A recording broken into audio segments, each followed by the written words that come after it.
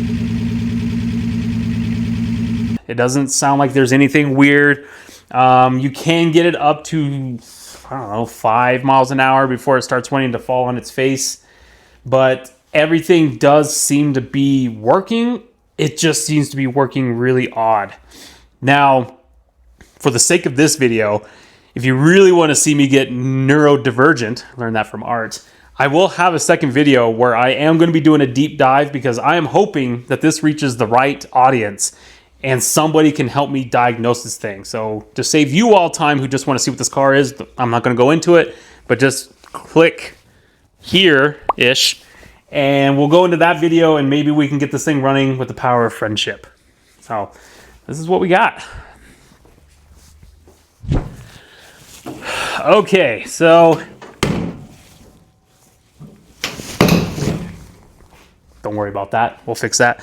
What are my plans for this car? You know, the cool thing about this JDM Legend is that it can go into many, many different lanes.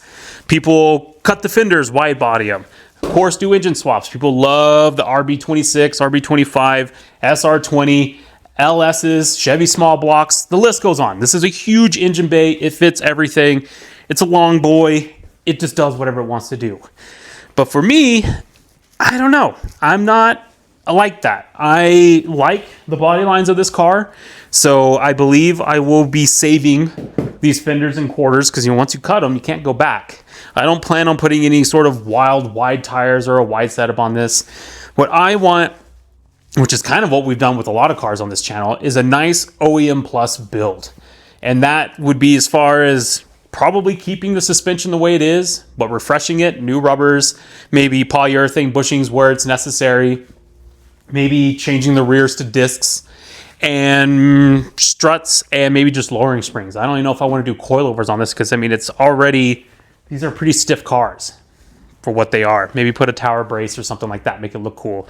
Engine, that one has been hard for me because right now, what makes the L28 cool is what's pissing me off because the fuel injection system has a wiring issue, and so that makes it not work all the time. So, you know, of course, you have those thoughts that everyone does here is those Webers. The triple carbs sounds insane, but it's also insane on your wallet. I don't know if they used to be cheap at one point, but that is an expensive upgrade for this car. And I don't know much about this fuel injection system, but just fuel injection in general seems to be a little bit more reliable. We live at altitude. The driving we do, there are dramatic altitude changes. In a drive, we can be going up another 2,000 feet or down another 1,000 feet. Like, it's wildly different. So I believe what I want to do is keep the fuel injection, maybe find ways to modernize it. There are like modern fuel rails and such, and just see what we can get out of this L28. Because at the end of the day, this is an extremely light car and it has a straight 6 in it. So I believe a good refresh suspension, maybe lowering it a little bit, and getting this car to as close to, if not 200 horsepower, this thing would probably be a riot. You know, you don't have to worry about the rear end taking out on you all the time, and then it makes it a good mix of a fun car, but maybe I could possibly daily it to work for a week, 2 weeks, a month, who knows? Keeping the heating, of course. Air conditioning, don't know. We live in a hot climate, so air conditioning would be nice, but air conditioning in this car, it's a real performance grabber. It weighs a lot because at this point, every pound counts for a car this light. Adding weight is going to make a difference. Removing it, same thing. So that's my thoughts. We're going to dive into this as soon as we can. I have other life problems I need to solve until then, and it's cold right now, so maybe this will be more of a spring thing, but you know, there's a lot of little things we can do. We can clean up the interior. We can get this fixed. We can do a better inspection video. I haven't really looked underneath it very much. I do know that the rockers are in good shape. The frame rails or the frame supports, whatever. This is unibody, I know. The underneath is clean. So maybe we do a deeper dive on that and just start doing the refreshing stuff we can. Brakes, suspension, and while we get the engine fixed. So that's kind of my thoughts. If anyone has any ideas on how I can get there, or if there are some stuff that I just blatantly skipped that is important, let me know. This is my dream car, but it's also a blank slate to me. I don't know much about these. I started learning about them when I found this car. I always wanted a 240. The 280s are very popular now. This is the oddball. So let me know, what is something I should keep on this car? what's something I should really address or that's a known issue, and how do I make this L28 live up to its full potential? And I think with that, if you stuck around this long, please like and subscribe. You know, this is going to be a new project on the channel. It's going to take a lot of my time and a lot of yours too if you want to watch it. And we'll see how far this thing grows, and hopefully come next cruise, this is going to be the weapon I take. So till next time, let's see what happens.